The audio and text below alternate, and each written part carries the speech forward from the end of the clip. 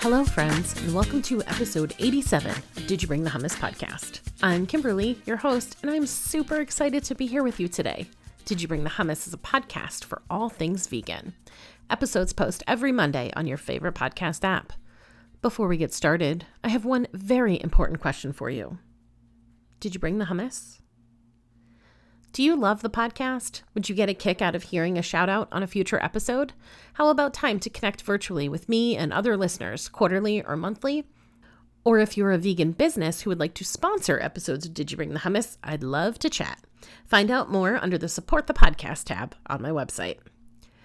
I am now offering public speaking guidance and coaching, specifically for those who are terrified, but know that facing this fear is what will take them to the next level in their business, career, or life in general. Check out the Public Speaking 101 tab on my website to learn more and schedule a free call to find out if I'm the right person to help you navigate this journey. Today, I am joined by Maxime Sigouin. Maxime is the founder and CEO of Fit Vegan Coaching, a company that is on a mission to serve 10,000 people to get lean, thrive, and disease-proof their bodies on plants by 2033 and 1 million by 2050. In the past 4 years, they've helped over 700 plus vegans and veg-curious completely transform their body composition and health. Fit Vegan Coaching is one of the world's top whole food, plant-based body recomposition coaching programs. Maxime is also the host of the Fit Vegan podcast and a hybrid endurance athlete demonstrating to the world what's possible when you fuel yourself with plants. Hey, Maxime, welcome. Thanks for being here. Yeah, thank you for having me. Very excited to be here. Me too. I feel like this is going to be a very interesting and very fun conversation. Yes. So here at Did You Bring the Hummus, we start every episode by talking about your vegan journey. So tell me, how did you get here? Yeah, I'll try to make a really long story short, but I used to be the complete opposite of a vegan. I grew up and our family kind of made fun of vegans. I grew up on a farm. You know, we had chickens for eggs, we had chickens for meat, we had cows, we had geese, we had rabbits, horses, dogs, or like pretty much every kind of animal you can have on a farm. And we grew up, killing our own chicken and the eggs for us to sell and for us to consume. And I was a bodybuilder at the time as well, so I bulked up to big 240 pounds, and I was eating like a bodybuilder, a traditional bodybuilder would. So a dozen eggs for breakfast, Hmm. and 10 egg whites and two full eggs, cup of oatmeal, and then 2 to 3 chicken breasts every 2 hours for an additional 5 meals per day. So Whoa. it's very much on the opposite spectrum of being vegan. My dad and I used to make fun of, vegans eating, being tree huggers and eating blocks of plastic, which is tofu, which is absolutely delicious. I love it now. But yeah, coming from that world, I one day got recruited to do high fashion modeling. And I had done bodybuilding, I had done powerlifting, and I was like, you know what, let me just try something new. And my new agent basically told me, like, you're too big. Basically, Mm. there's it's like, I can see something under those big chubby cheeks, so we kind of need to like get rid of the fat a little bit. And ultimately I went on Google and I was like, what diet is going to allow me to get the skinniest the fastest? Mm. And vegan showed up. It said vegans are skinny and weak, and I was like, okay, well, I don't like the idea of being weak, but I don't care. I'm trying to get skinny so that I can Mm. fit in the darn sample size, Right. right? And because I'm 6'4", I would be more of a runway model than a commercial model. So you wouldn't see me really in magazines, but I'd be the tall, skinny, edgy looking guy that'd be walking down the runway. And there's a sample size of what you need to fit in, and I was far from it, right? You need to be almost like a small medium, a Oh, medium wow. size, Sure. and I was an extra large. So I was very far from that. And so I was like, you know what? Like I've done bodybuilding, I've done powerlifting, I've done these things where I had to be bigger. And so I'm like, let me just give this a shot. And so the next day I converted from the amount of meat and animal product that I was consuming to just being vegan overnight. Wow. And my first breakfast was like a bowl of frozen blueberries, dates, and banana Oh. because I didn't know what to eat. I just knew what I couldn't eat. And so my brain was very limited into the food options. And then I obviously start to do some research. watch Forks Over Knife. That was the biggest kind of pivotal moment for you of like, oh, there's grains, there's legumes, there's beans, there's other foods that I can eat besides just the vegetables that I had in my house. And so that kind of opened me up to a new world of eating, but also sealed the deal for me a little bit because of the disease aspect of that they were trying to talk about in the Forks Over Knife. And my grandfather at that time had just been diagnosed with cancer and ended up passing away a few weeks after his diagnosis. Oh. And so to me, I was like, wow, there's like he was eating like shit growing up and he wasn't taking care of himself. And so Mhm. I can see why eating this way would prevent people from ending up in that position. And so that's what got me to convert was just to get skinny, but what got me to stay was the health component. Hmm. I'm thinking trying to think, get in your family's head and be like, "Okay, so he's changing, he's gonna eat this way because he wants to be skinny and be this model." But then when it became something that you were like, "No, this is, like, who I am and what I'm doing now," how did your family take that coming from this family of farmers? Yeah, honestly, it took a while for them to get to that place because I was always the crazy one in the family. I was always the one that said if I was gonna do something, like, I actually did it to the fullest extent that I could, and I was very passionate and disciplined about doing it. So when I said I was gonna play basketball and I was able to make it to college, when I said I was gonna do bodybuilding, I shifted entirely my training and my life to do that, to powerlifting, to modeling, to and so veganism to them was just like another of my projects that I took on. And they knew that whenever I took on something, I always would end up succeeding at it in the long run. And so they just knew that, like, hey, this was potentially a phase that I was going through. And that once I kind of succeeded in, getting skinny enough to kind of do modeling and all that, that potentially I would kind of come out of it and kind of set on a trajectory for a different goal or a different outcome for my life. But when it took it probably like 6 months for them to kind of realize of like, "Oh shit, like he's doing this." Mm. Right? 6 months to a year because at the 1 year mark, I had lost 80 pounds after I turned to veganism. Wow. And it wasn't a healthy weight loss because I completely stopped strength training. I just did cardio. I try to eat as low protein as possible just Hmm. so I could lose as much muscle mass as I could. And so when my parents saw me lose what was, man, like 4 years of training, because I started at 160 pounds when I started bodybuilding, and I Hmm. went up to 240 pounds. Wow.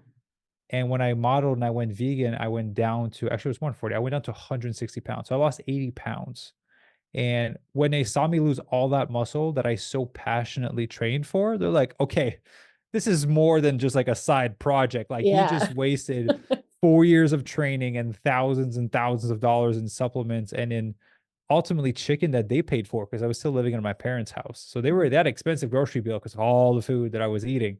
I appreciate them for supporting me, financially, but at the same time, I wish I didn't eat this many animals when I Mhm. was kind of going through it. But yeah, when they saw it, my dad was like, "Okay, well, you can do whatever you want, but we're not gonna do it." I was like, "Well, that's not how my brain works. Like, I kinda want you guys to eat this way." And so I've just kind of been pushing on them for, I'm gonna celebrate a decade of being vegan this year in Nice. October. And I got my mom 4 years ago. When I started my company, I was like, "Hey, I'm gonna help you lose weight," because she struggled her whole life. And I was like, "I'm gonna help you lose weight. I'm gonna actually help you keep it off, but you have to do it vegan. Like, I'm not gonna include any animal products into your meal plan." Yeah, And she did. She lost like over 50 pounds, and she's kept it off for 4 years now, and she's been vegan since then. that's awesome. And yeah, so not just working on my dad, like he's the hard one. He's leaning into it. He's eating plant-based. I think he's just eating animal products when he's going to the restaurant, Mm, which is like a huge progression for a guy that grew up on a farm, like borderline redneck, grew up hunting and fishing and doing all of these things. yeah. So they were apprehensive to say the least. But finally 10 years later, they're coming around. Takes time. Yeah, it's all about planting those seeds, you know? Yeah. And Yeah. being super patient. Yes. Yep. Yeah, my mom is vegan now too. She went vegan a couple years after I did, Yeah. and my husband as well. But just like you, still working on my dad. It's just a different generation, and I Mhm. feel like until they unfortunately have some type of health scare that kind of really kind of wakes them up. I feel like most of them won't Yeah. change until they have that wake up moment. Yeah. Yeah, and it's interesting too, because he has had those moments, and he also has such a deep connection. He then my parents recently lost their dog, and he is having a really hard time with it, Yeah. as we do, and it's interesting to see it and think, "You love this dog so deeply, and these other animals, you're eating them." Yeah. Yeah. I hope he listens to this one. Yeah, I mean, I just gotta tell him, go to animal sanctuary with like just go to an animal sanctuary and go play with cows, go play with geese, go Yeah. play with chicken, and then just, put a knife in his hand. Like 99.9% of people wouldn't have the guts to kill an animal themselves. Right. And so it's just like some people sometimes have to confront that reality of like, hey, this is the thing that's on your plate. It didn't just magically appear there in a Mhm. package in a grocery store. Like someone had to go and chop it up. Yeah. And just kind of confronting that reality for a lot of people is eye opening. Mhm. Yeah. That's a good idea. I was about to say Yeah, I that's know a we good couldn't do it. idea, but Yeah. you know what I mean, right? Yeah, yeah, yeah. Like the idea of it would be a good idea Yeah. conceptually, but you'd probably get arrested if you did that for sure. Pro Probably. Yeah. Um, so tell me about Fit Vegan. What is it? Um, like, what made you go this direction? Share how it all came to be. Yeah, for sure. So it started over 4 years ago. My previous partner, she was diagnosed with breast cancer within 3 months of us dating, Mm, and I loved her, and I decided to stick by her side while she was going through her healing journey. And then that's kind of what initiated that kind of mission of wanting to potentially do something in that realm. mm, And when she got diagnosed, the doctor gave her a year to live, mm, and which was wild to accept that someone that you're with would pass away in 1 year. And so I was like, hey, like she was vegetarian. I was like, you need to go whole food plant based. I was like, I already been whole food plant based at that point for many years. I was like, there's so many studies on this. Like you need to do this. And so she transitioned. And to her, it made sense as well because I remember her telling me, she's like, when I get sick, I turn to just eating fruits and vegetables and stews and eating fresh food. And so when I'm sick and I eat this way, why would I not eat this way when I'm not sick? And so she just was like, "Yeah, I'll go whole food plant based," and ultimately was able to reduce the inflammatory markers, were able to reduce the size of the tumor in her body. And she ended up living 4.5 years with a pretty good quality of life. I've seen wow. a lot of people kind of come and go with the cancer world. They just, end up passing within 6 months, a year, whatever, and they just wouldn't change their nutritional habits, they wouldn't change their lifestyle. Not to blame everything on that, but I know that it does play, a big factor.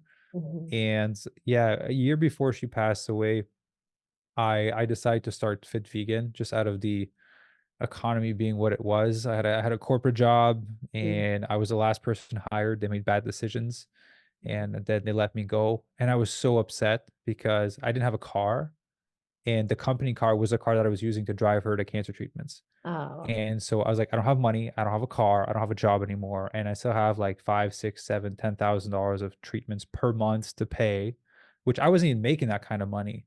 And so I was going in the hole every single month. mm, And so when they let me go, I came back home. I was very depressed. And I was like, what am I gonna do? Right. I was like, okay, well, I'll just go back to, coaching people at a gym. So I mm, go to the gym, I get 3 clients, I start coaching them, bam, COVID happens.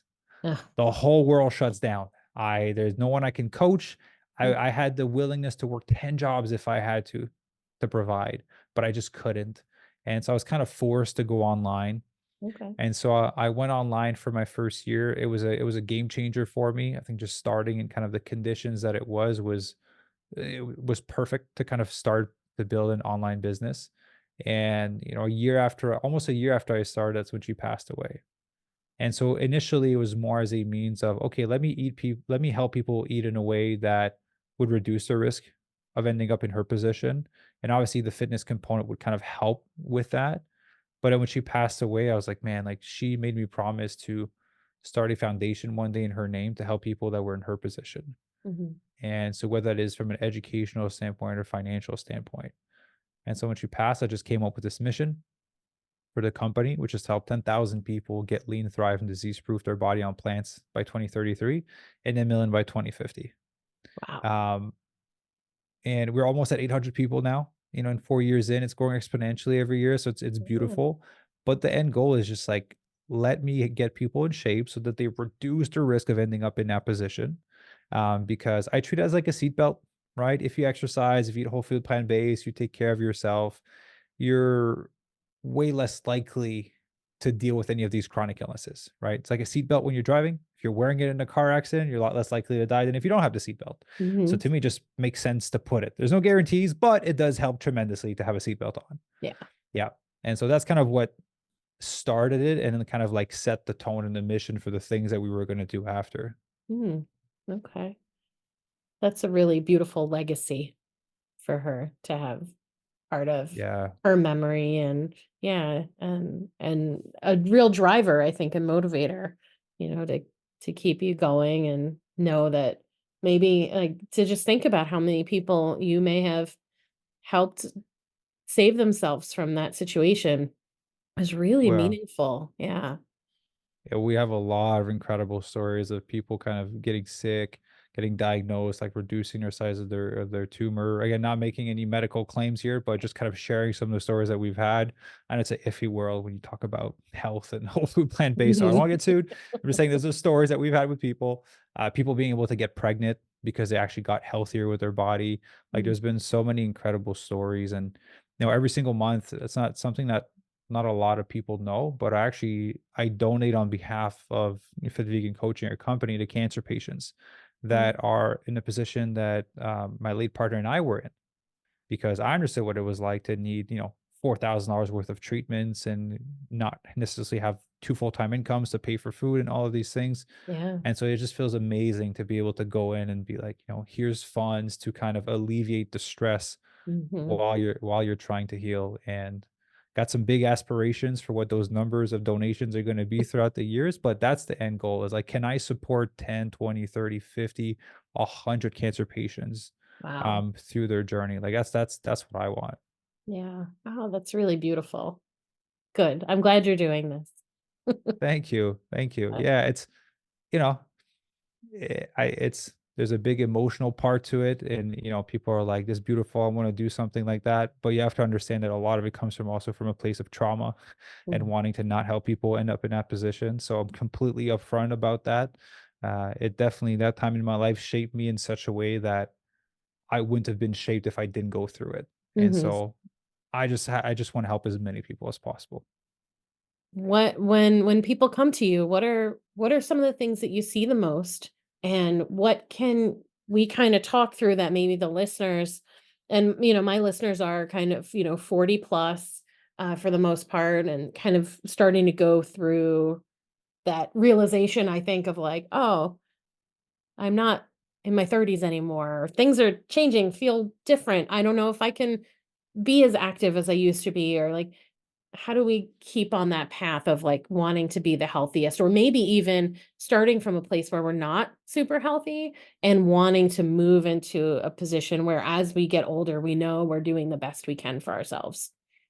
Yeah, for sure. And I'll put a disclaimer before I share all of these like knowledge-based things. A lot you guys can just hear me, so you can probably hear my age in what I'm in how I'm talking and how I'm speaking. Some of you may have seen me on YouTube. Disregard my age. We've helped almost 800 people between 45 and 80 years old. Like that is our field of expertise, right? Mhm. I'm not within that age range. So just a disclaimer, but that is our field of expertise. This is what we build Fit Vegan around, right? So what I'm about to share with you is tangible and has worked for hundreds and hundreds of people within that age range. So Awesome. yeah, people's Yeah. like, you look too young to talk about these things. Like, I know what I'm doing. I'm an expert at this. I've been doing it for a long time. So, a few things is that people people remember their 20s and their 30s, and they want to go back to kind of fitness and moving the way that they were when they were in their 20s and their 30s, without accepting that their body is not in that position, right? Yeah. And so the biggest, a lot of things, but the first thing is like start with where you're at with your current fitness level. You're not in the same shape as in your 20s and your 30s. So don't go trying to do a back squat with 150 pounds on your back. Like let's just do a body weight squat, right? Let's just start with sitting on a chair and getting back up, depending on kind of where you're starting from. So starting with your current level of fitness and being okay with it and accepting it and knowing that it is not the end of your destination, is just the beginning of the journey. You will be Mhm. able to progress and go from there. Because we had members in the 80s be able to do, animal flows on the ground, be able to do squats with weights. We had one of our clients who was over 71, he was 71, and one of his goals was to be able to put his sock on, but on standing on one foot without having to hold on to anything, right? And kind Yeah. of having the hip mobility to bring his leg up. And he was able to do it, right? So fun Yeah. little things like that that you wouldn't really celebrate when you're 20, but when you're in Mhm. your 70s, you're like, that's a good goal, right? That's an awesome thing to accomplish. So understanding that the goals change and it's okay.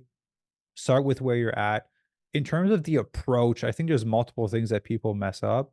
One of them is everyone is so in a hurry to get the weight off. And I get it fundamentally. Like when I was 240 pounds, I was powerlifting, but I also had a really bad relationship with food, a lot of binge eating issues. And Mhm. I felt disgusted with myself. It just felt like I would look at my stomach and I would like pinch it and I would feel like I had a coat of fat on me.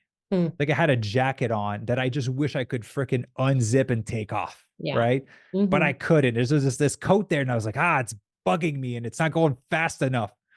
But the thing is, when you try to rush you keeping the weight off, it involves that you're going to be using unsustainable methods to lose the weight, right? Like, I'll be honest, there's a lot of bad coaches out there, but listen, if I starve you and I make you do 2 hours of cardio every day, Mm. you're going to lose weight, Yeah. right? Not rocket science. You're going to lose weight. But the thing is, eventually you'll need to eat more food. Eventually you won't have time to do 2 hours of cardio every single day. Eventually you'll want to live a higher quality of life than having to worry about this stuff all the time, right? Yeah. And also, as you do really like massive calorie deficits and you cut your food drastically, you're also sacrificing a lot of lean muscle mass on your body. And Mm. as we look into it being 45, 50, 60, 70, 80 plus, we know that there's a rapid decline in amount of lean muscle mass on the body. There's a decline in terms of bone density. And so doing some form of resistance training can kind of help offset that in terms of bone density, in terms of building lean muscle mass. But if the nutrition is severely cut, your body will burn through lean muscle mass because it's a survival instinct at that point. There's not enough food to sustain everything that's on your body. It just gets rid of everything that's expensive in terms of energy. Mm. Muscle requires a lot of energy in order to be able to maintain it. That's why when you look at really big bodybuilders, they can consume absurd amounts of food but still stay lean because they have to fuel that muscle. Yeah. So using unsustainable methods, the big thing to understand is how the method you use to lose the weight is the method you're going to use to keep the weight off. And so let's just say, for example, you do keto, right? You cut out all of your carbs. You have to worry about eating a banana and a strawberry or mango or date, which are delicious, right? Let's say you cut all your carbs and you lose the weight. Guess what you're going to have to do to keep the weight off? Stay keto, right? Mhm. But if you learn how to lose the weight eating whole food, plant based, high carb, by focusing on diversity, right? By focusing on high volume, high nutrient dense food, it's going to be so much easier for you to do that after. Like, I would much rather live that life post fat loss than worrying about carbs or worrying about specific things, right? Yeah. Just doesn't seem fun to me, Not at all. right? Yeah. And there's a way to make body recomposition fun, right? It's like, how can I get you to eat a ton of delicious food, with the right proportions to get the outcome that we want, but Mhm. not feel like you're depriving yourself, not feel like you're starving yourself, not feel that if you eat something that's off plan, it's going to make you gain fat. Cause I used to personally be on those plans. It said blueberries in my oatmeal. And I thought that if I had strawberries, I would put on fat because it wasn't blueberries. Or if I had a Oh. banana, I'd put on fat. You won't. It's just another fruit that has different vitamins and nutrients, which is really good for you. Yeah. So focusing on diversity and whole food plant based, to me, that's more sustainable. And then same thing with the fitness, right? I can appreciate the excitement at the New Year's resolution, but man, we're in this space. So every January we get a bunch of calls from people like, I want to do your program. I work out 6 times a week every single day for like, every day for an hour. I'm like, okay, how many times are you working out right now? They're like 0, but like, I'm ready to do this. I'm like, you have 2 kids and a full-time job. Like, you're not ready to work out Right. 6 times a week, 1 hour every single time. And so it's kind of it's getting people to kind of pull back and do what's realistic first, Mm, because we're human. If you tell yourself you're gonna do 6 times a week and maybe you do it for 1 week, but the second week, life's gonna happen. You're gonna be busy. There's gonna things are gonna show up, and then you miss a day, and you're potentially gonna miss a second day and a third day, and you're like, oh my God, I suck. I didn't even do the thing that I said that I was going to do. And then the next week it worse and it's worse. And that's why, like, by like mid-February to March, the gyms start to get empty every single time. People set really high expectations, and when they don't meet it for themselves, they just fall off track. mhm, Which kind of brings me to, like, to me, I think is the biggest component of if someone's going to be successful in their fat loss is if they manage their expectation. Fitness, fat loss, and body recomposition to me is like, it's so interesting how people approach it. I have a different insight because I've like brought almost 800 people through it. So I can see the patterns of people, but it's the one area of life that when people take on, they think that it's going to happen perfectly. mm. Like, they think that once they commit, they'll never waver off of their nutrition. They Yeah. think that they'll never miss a workout. They think that life will never throw them a curveball that would make it harder for them to stay on track. Think about being a parent, think about starting a job, think about starting a business, think about starting a podcast, think about any project. There's always going to be obstacles. There's always going to be opportunities to kind of learn and get better. It's Mhm, the same thing with nutrition and fitness. So understand that you're going to mess up a ton of time, and it's normal, and it's a part of it. And everyone else that you look up to messes up all the time too. But the difference between people that get to the end goal and the people that don't is that the people that do got back on track when they went off track, yeah. right? You might both go 60 times off track, but the one that gets the goal is the one that went back on track to ultimately finish the process. And so if you can manage your expectation and know that you're going to mess up, this is hard. It's a Mhm. really hard process. Yeah. And so it's like, be kind to yourself, know that you're going to mess up. When you mess up, just laugh about it and get back at it ultimately. Mhm. I've been on that journey for a long, long time. My weight has gone up and down so many times. And I've been that person who's been like, I just got to do it and it's got to be done right now. And I need to be losing weight and I need to be doing it perfectly. And then, yeah, then I'd miss a day at the gym or I would go out to dinner. And before you know, I was like, well, I ate like crap already. So now I can just have dessert. And then I'm too sluggish in the morning, I can't go to the gym, and yeah, it spirals and it turns into this whole thing where now you just hate yourself because again, you're not doing what you said you were going to do, and Yeah. I think I finally am getting to that point because I have been slowly losing weight because I've been paying more attention to making smaller changes and not expecting that I'm just gonna kill it every day and I'm never gonna mess up and it's all just gonna be perfect and then I'll lose the weight and then it'll never be a problem again. So that is sage advice. Yeah. Well, let's just put it this way. If you have to walk 100 miles to get to the end goal, which is whatever, being 20 pounds, 40 pounds, 60 pounds, 100 pounds, like, whatever that is for you. So most people expect that they can kind of sprint it the whole way through. Mhm, If you ever try to run a race, you cannot sprint 100 miles. It's pretty freaking long, right? So it's a long drive. So imagine running it. So you mhm, can't sprint it the whole way. You can't, the majority of the world, like maybe 0.01% of the world can actually run it the whole way through. But even the people that do long races walk and sleep and take some time. So mhm. understanding that if you take it one step at a time, it is undeniable that you'll get there at one point, Yeah. right? That's if there's no obstacle. Let's just say I'll get there in, like, I get a random number, 50 days. If there's speed bumps in the road, right? So again, it could be, stress at work. You make the wrong decision with your nutrition. There's been emergencies with the kids. You had a vacation, whatever it may be. So instead of taking, a pace of 60 steps per minute, you might be taking 30 steps per minute because, vacations and kind of life happening. Mhm. Is it undeniable that if you take 30 steps per minute, which is half the speed that you want it to go, that it is undeniable that you'll get to the end goal, right? Yeah. If you take 1 step per hour, is it undeniable that you'll get to where you want to? Mm. Yeah, exactly. And so that's the thing is like if you just keep showing up, the pace will vary as you go through it because you'll have bouts of moments where like, yeah, I'm motivated, it's beautiful outside, I slept well, it's great.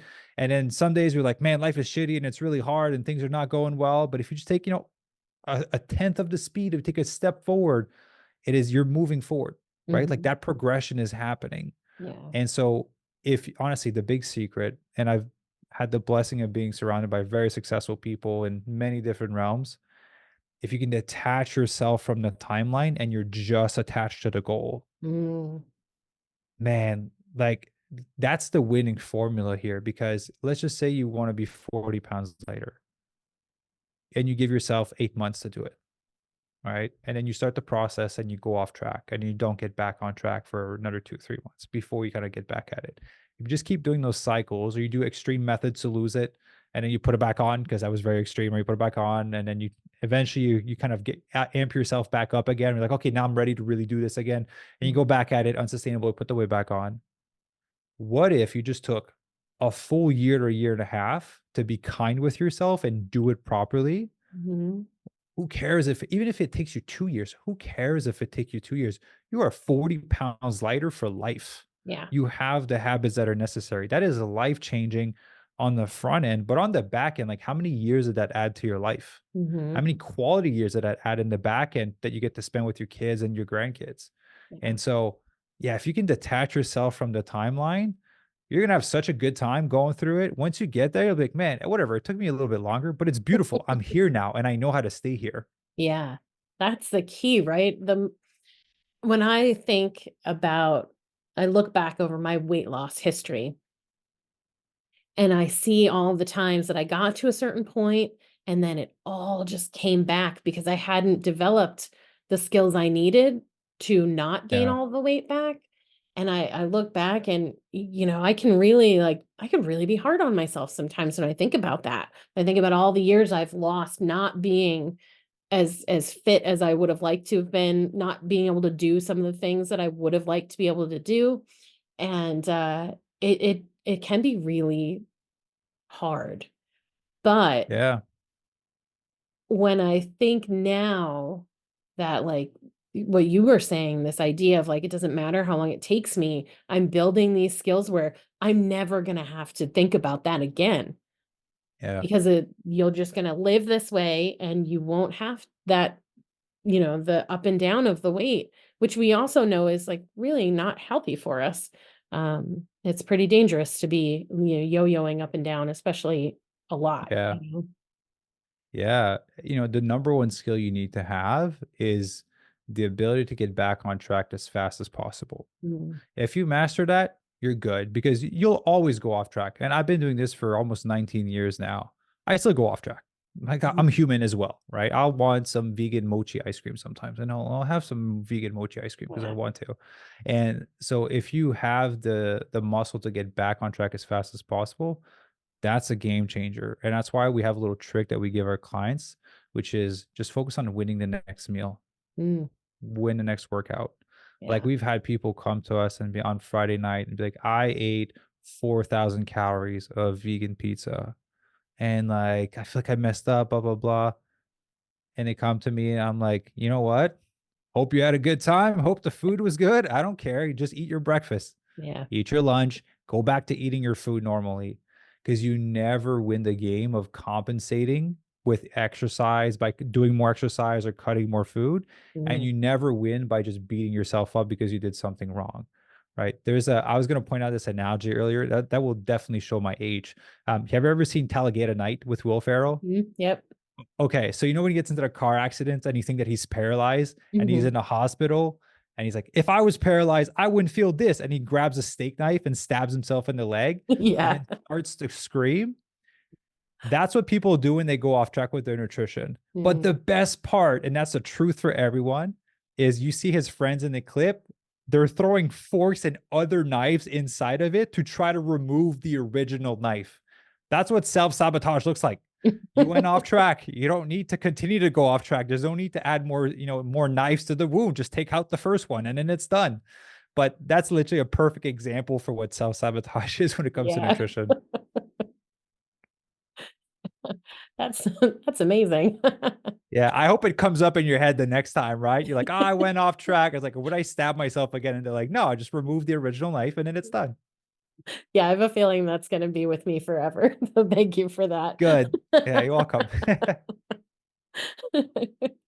What are like, so for somebody who's kind of just thinking about how to slowly start to implement these things to be fitter, happier, healthier with their body, how they move, how they eat. What are like three things that you would say, like, start here? Yeah. Um, the number one thing I would get you to focus on is to start exercising, because if you start exercising, and again, that could be like if you're not someone that walks right now, go for walks every day. If you're someone that does walk and you're kind of active, start maybe doing some, resistance training at home in the comfort of your house, right? You don't have to go to the gym right away.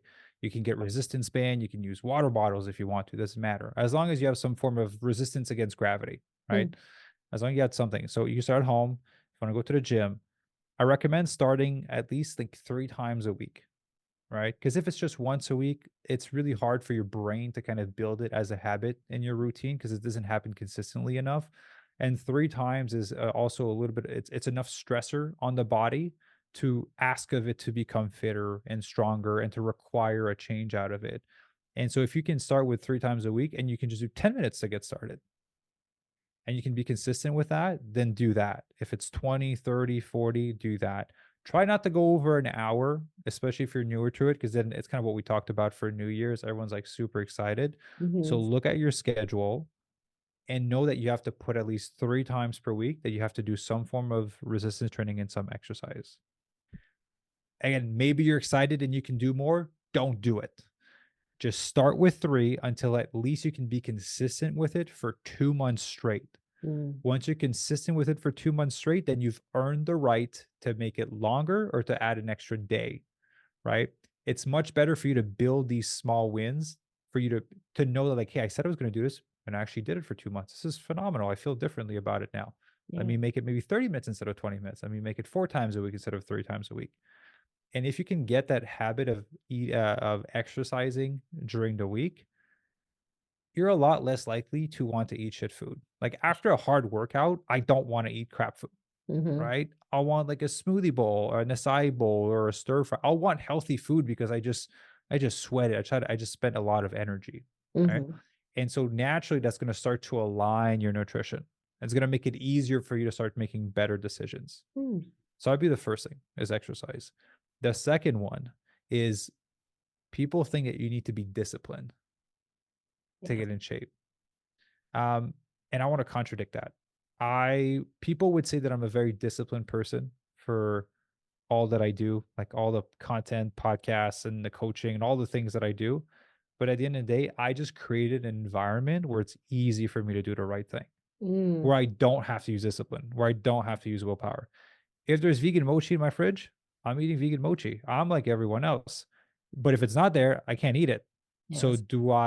I would be considered disciplined from the outside, but if you look at how I'm living, you're like, well, it would be pretty hard for you to do something stupid. And so, create an environment where it's easier for you to do the right thing. If for you it's like Uber Eats and Instacart and all these things, like delete these apps from your phone. Remove your credit card from Apple Pay. It's not because it's offered that you have to use it, right? Because it makes it so easy to spend money on food with that thing, all right? Yeah. Especially that it's already connected to the app. So, trying to remove junk food from your house. If you have a family, they sell these little containers with a lock on top of it. Like there's a timer, so you can Mhm. lock it for 30 minutes and you press on it, and there's no way you can open that container unless you break it. Oh, wow. Yeah. So man, you got some what I tell people to do is put some cookies in there, whatever your thing is, and set the timer to like whatever 30 minutes or an hour. And then whenever you want it and you're about to eat it, it's an impulse moment, right? It's an impulse to make the bad decision, but it's Yeah. also an impulse for you to press on that freaking button and lock it for an hour. By the time that hour passes, the craving is gone, right? It's just small things, but ultimately saying like create an environment where it's easy for you to do the right thing and hard for you to do the wrong thing. Mm. So that would be the second component. And the third one, I would just be like, set some type of goal for yourself and kind of be able to look at it every day. Mm. Right. So to me, I have like it literally called the big ass calendar. It's literally that's literally what it's called. And it's a big ass calendar. It's really big. And I have some goals for myself that I set for the year and like different milestones of where I want to be. So I get to check off every day of like, hey, I'm progressing closer to this. Mm. And so to me, humans love progression, Yeah. right? When you know you're getting better at something, it gets you excited. And when you've come this far, it's hard to want to kind of give up on it. So have some type of tracking for you to kind of track how far you're progressing towards your goal. So it'll be like the three big things. Ah, I love that.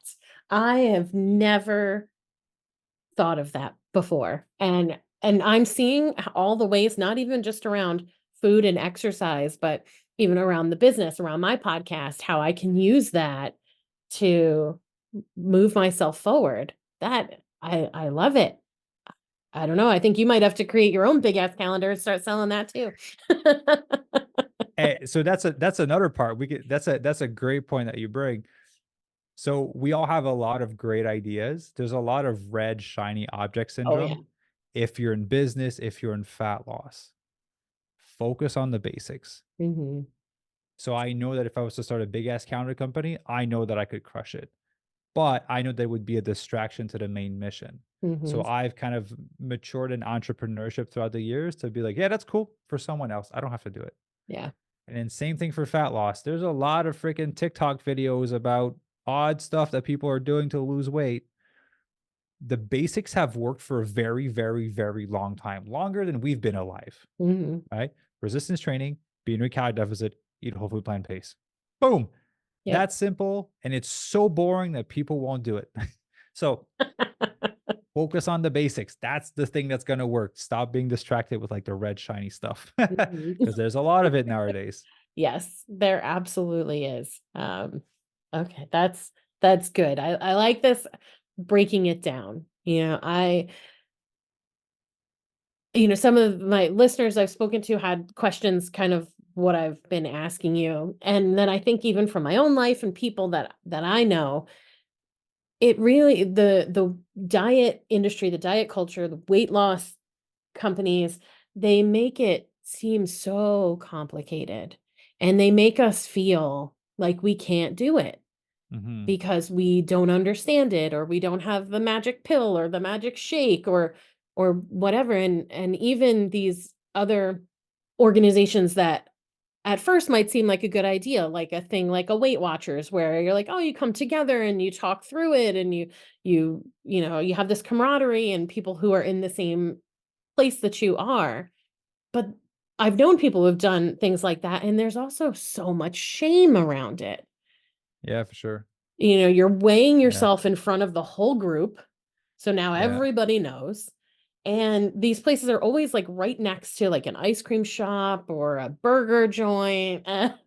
And so Well, now the everyone, burger joint and ice cream shop is a good business move from their side, right? They're right, like, we have our audience right exactly. there. Exactly. Because they know all these people are walking out feeling sad because, they failed again because they're you saving all their points for the cheesecake at the end of the night.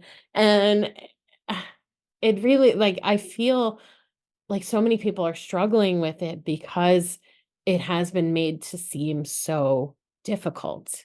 And I Yeah. really appreciate that you have really simplified it. Yeah. And let me simplify it even more for the people listening, right? Mhm. Um, and we can talk about the 80-20 principle after because I think it applies to like the obviously the transformation, but the productivity aspect of things as well. But to simplify it even more, if you want to improve your body composition, being in a calorie deficit and consuming enough plant-based protein per day are the two biggest things. The plant-based protein is because as you're doing resistance training to kind of strengthen your bones and build lean muscle, we need the amino acids that are in a plant-based protein to help with the recovery. I'm not Mm. saying to eat amount of protein like a bodybuilder, right? You want to be around like that 1.2 gram to that 1.6 gram per kg of body weight. I don't know the conversions for gram, but if grab your weight if you're in pounds divided by 2.2 and then do times 1.2. On the low end, that'll give you how much protein, plant-based protein you consume per day, which is not that high of a number, right? It does require a little bit of awareness. You don't need protein powder or anything. Like it's pretty easy to hit with whole foods. Mm. And so when you do that, you're gonna have enough of those amino acids to rebuild the muscle tissue. You're gonna be tearing as you're gonna be doing some form of resistance training. So calories and protein and resistance training. Okay. I've had Dr. Barnard on the show and Clapper and Greger and all those guys. You cannot redefine the laws of thermodynamics. I don't care what people say. Even if you eat raw vegan and you eat 5,000 calories, you're still going to put on fat, right? Like Mhm. there's too much energy in. Yeah. That's the issue, right? So you need to be in calorie deficit. But when you're eating whole food, plant based, high volume, high fiber, high nutrient density meals, you're so stuffed. It is so filling to even be in a deficit. Like it's really hard for you to be hungry in a deficit when Mhm. you're eating whole foods. Yeah. Consume enough protein per day. Again, just putting a bit more awareness towards your meal. So let's just say someone was to eat, 3 sweet potatoes with a little bit of chickpea and a bunch of vegetables in a meals. Well, it's like maybe let's have 1 sweet potato, half a block of tofu, some chickpea and some vegetables. Would be the same amount of calories, but just less sweet potato. Mhm. Right. So just putting a bit more of an awareness, and then resistance training 3 times a week. You can start with body weight. You can start with resistance band. There's a ton of videos on YouTube. I have a bunch on my YouTube channel. I recorded 101 exercise videos um, of me showing how to do with like a barbell, a dumbbell, resistance band, or a body weight at home or at the gym. Like the information is available everywhere. It's there. So if you just do those 3 things, you will stay on track. The resistance training is not the most challenging for people because I think there's a lot of resources. It's just about there's not a lot of emotional issues with exercise for the most part, right? Mhm. The protein is not an emotional thing; it's more of an awareness thing.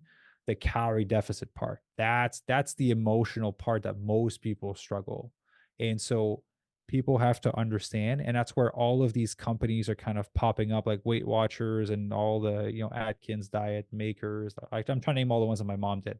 Like there's a ton of them, but ultimately you need in some type of way to be in a calorie deficit. It doesn't have to be a steep one because I mentioned when it's a really steep one, you lose lean muscle, you end up looking more skinny fat at the end, like more pudgy Mm. at the end, right? And no one wants that. So you can either do it by tracking your food with an app like MyFitnessPal or Chronometer, or you can build yourself guidelines.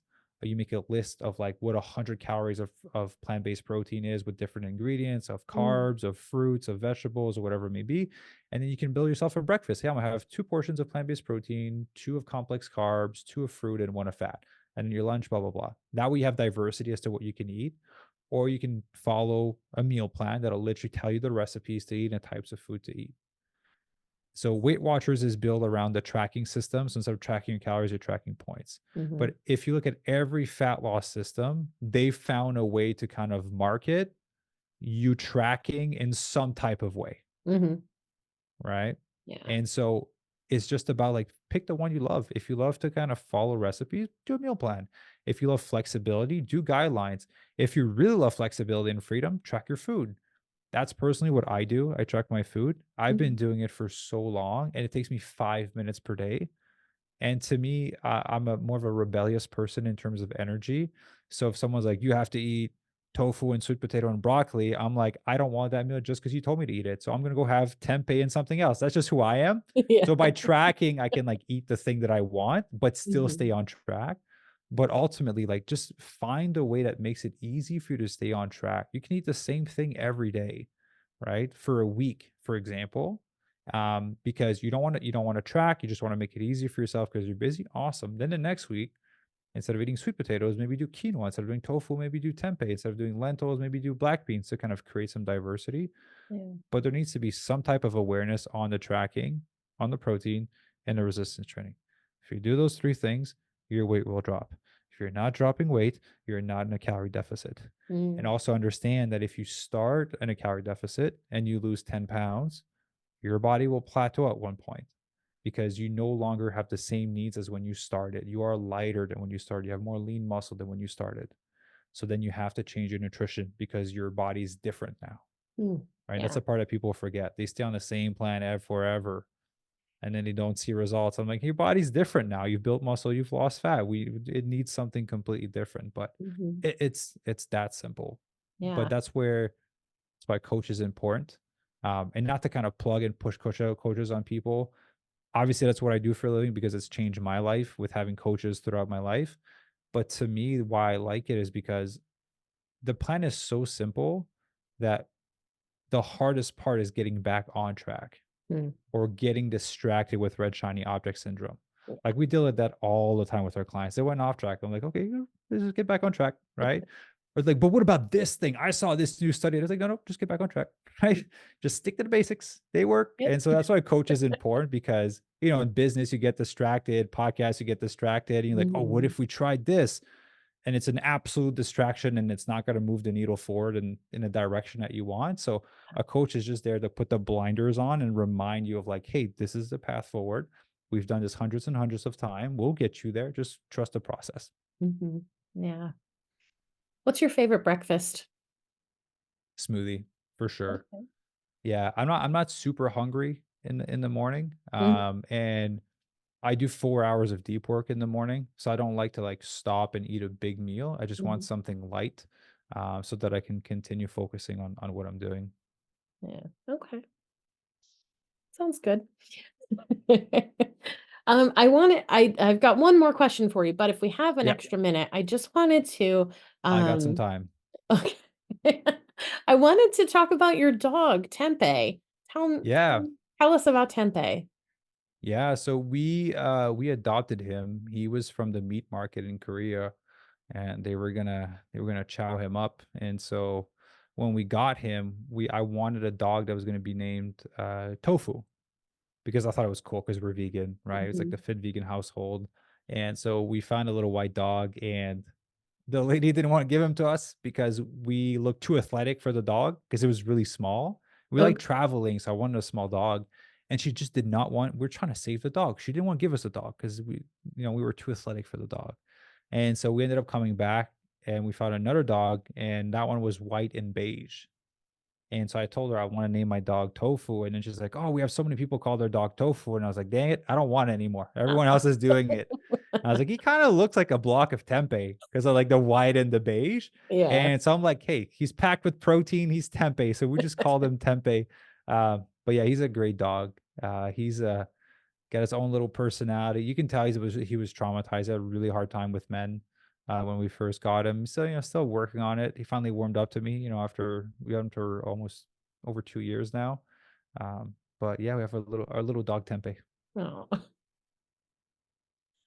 I didn't realize that you could adopt dogs that had come from the meat market. That's really awesome. I'll make sure to leave some resources in the show notes so if anyone else is looking for to adopt a dog, maybe they can go that route because that's really meaningful. I mean, they're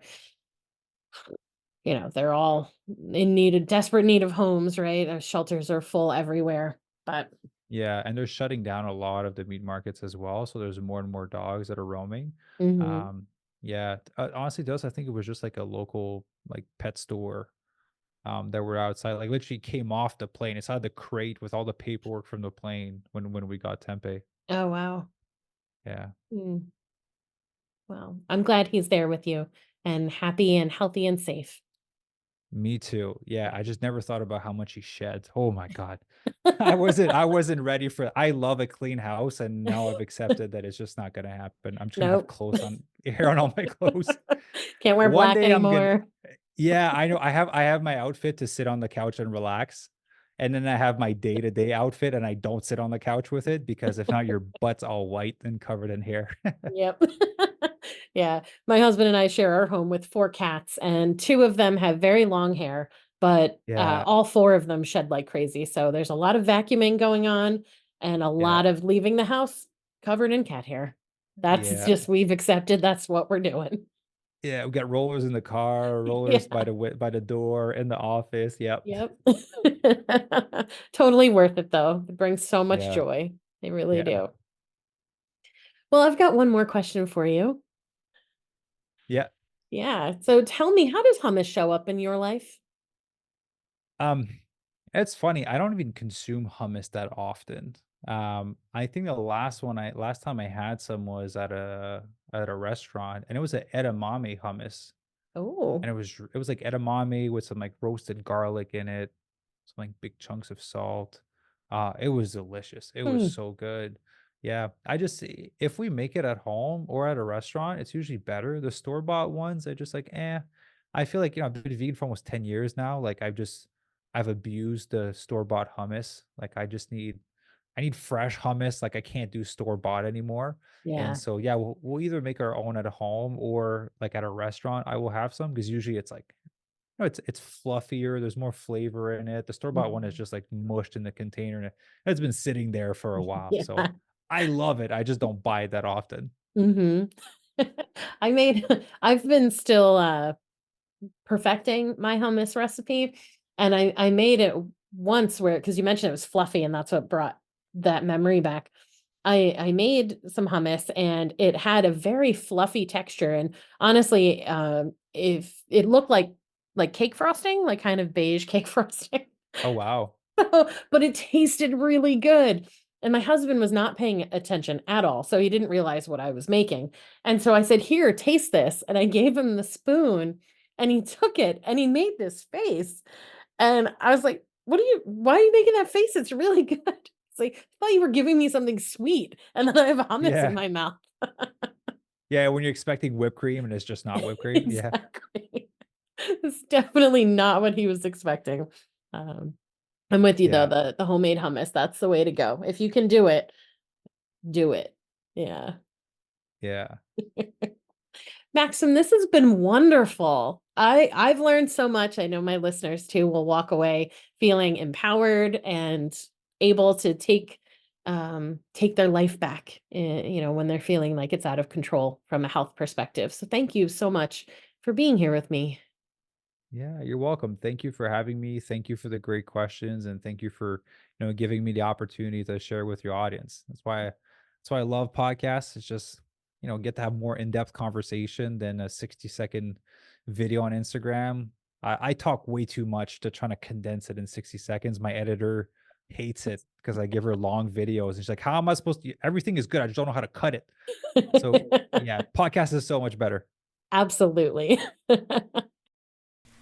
Welcome back. What an inspiring conversation. Here are a couple of takeaways.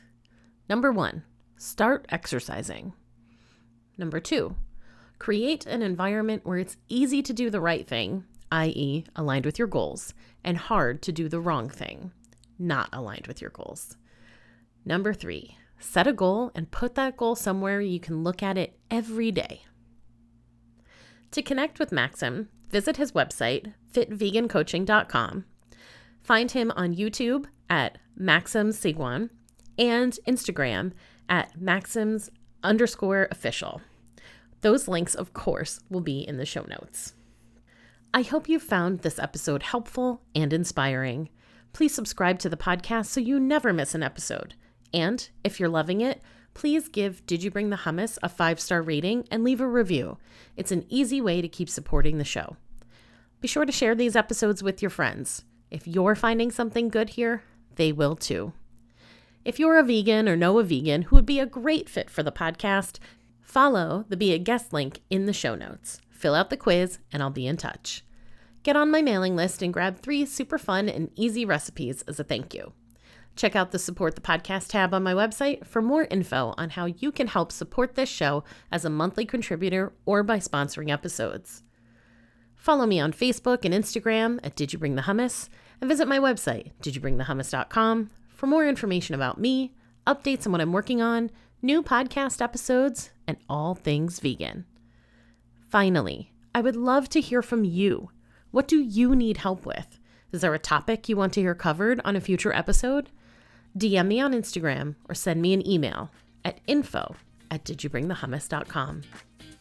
Thanks for listening.